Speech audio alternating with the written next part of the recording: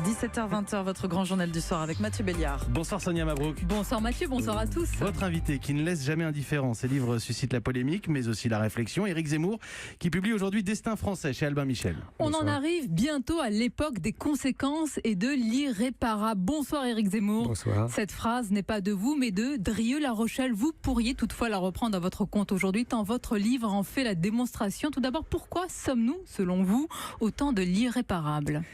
Parce que j'ai l'impression que nous sommes arrivés, si vous voulez, au bout de plusieurs décennies de fautes, de naïveté, de grand n'importe quoi et de haine de soi. On est arrivé au bout de ce chemin-là.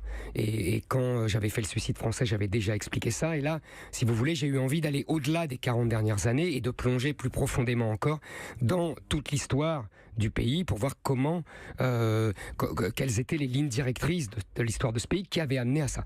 Et je me suis rendu compte en fait que on vivait un moment tragique et assez terrifiant où j'avais l'impression de revoir toutes les crises françaises qui avaient meurtri la France se concentrer en une seule époque, la nôtre. Vous savez, c'est la fameuse légende qui dit que les morts voient défiler leur vie avant de mourir. Et j'avais l'impression que la France voyait défiler toutes ces crises, toutes les crises depuis 1500 ans, qui étaient concentrées. Alors évidemment, c'est jamais les mêmes, c'est jamais la même chose, mais j'avais l'impression de revivre ça.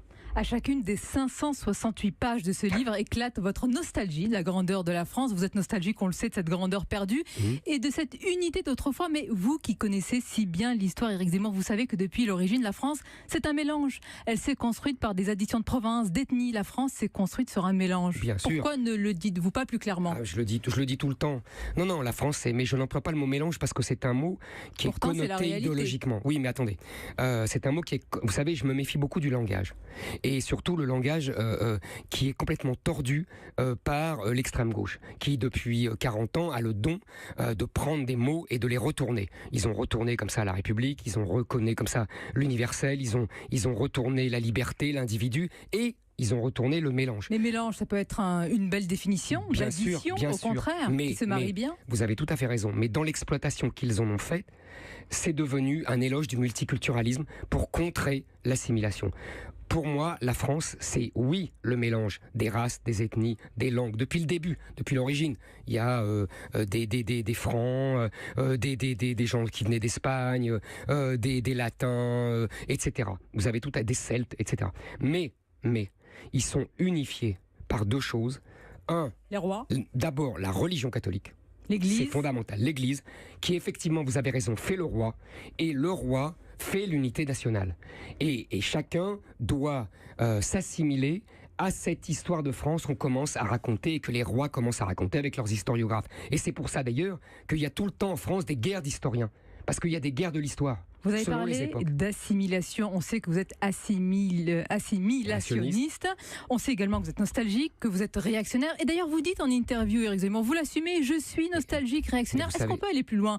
Est-ce qu'on peut dire que vous êtes aussi, mais sans que ce soit une attaque anti-étranger, dans le sens que vous dites maintenant, ça suffit. Vous êtes pour une France chrétienne blanche et vous dites qu'on a atteint un quota qui ferait que ce serait une France diluée. Vous savez, c'est très simple. C'est la phrase célèbre du général de Gaulle. Chaque mot compte. Bien sûr, il est bon qu'il y ait des Français jaunes, noirs et bruns. Mais ils doivent rester une minorité, car sinon ce ne serait plus la France. Car nous sommes avant tout un peuple de race blanche, de religion chrétienne et de culture gréco-romaine. Je vous cite Napoléon qui a dit en arrivant au pouvoir, j'assume tout. Vous assumez cela ou vous préférez une France chrétienne blanche ? Bien sûr, mais non. Elle n'a jamais été... Elle a été blanche chrétienne, sauf qu'aujourd'hui, la religion n'est plus le seul... déterminant de la nation.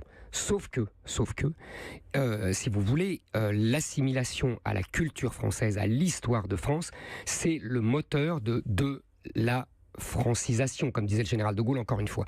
Donc à partir du moment où, dans des tas d'endroits, il y a une énorme majorité de gens qui ne sont pas français, ils vivent avec des méthodes, avec une culture étrangère, en général une culture islamique, mais pas seulement, et ce n'est plus des territoires français, c'est des territoires qui sont colonisés par une civilisation étrangère. Colonisés. Éric Zemmour, je vais rappeler que vos ancêtres n'étaient pas en France, vous êtes un Français de branche, moi-même, j'ai été et non pas colonisé de par la souche. France.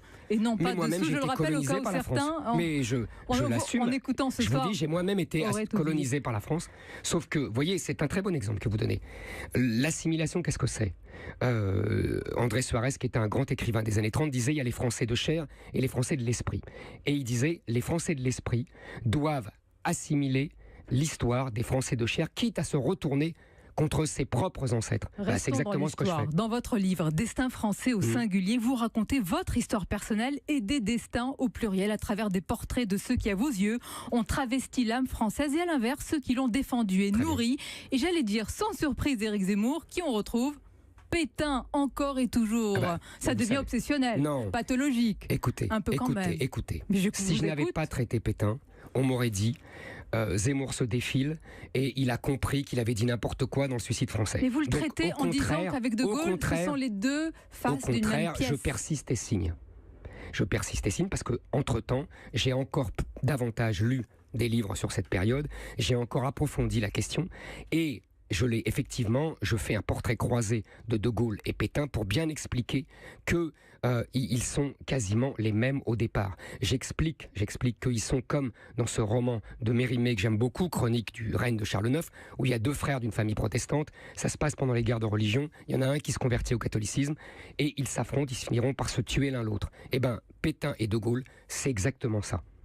Vous parlez de Pétain et De Gaulle, vous parlez également de vous pour mieux expliquer que c'était mieux avant. Vous parlez d'ailleurs de votre enfance, de votre parcours, un petit peu quand même. Non, je vous assure que non. Mais si, vous parlez de la banlieue en disant que c'était mieux avant, vous disiez qu'il n'y avait pas les problèmes. Donc c'était mieux avant, selon vous. La banlieue avant, c'était mieux. Éric Zemmour, c'est quand même étonnant de se prendre en exemple, une sorte de mise en scène pour prouver quoi ? Non, alors je vais vous répondre. C'est pas du tout pour prouver que c'était mieux avant.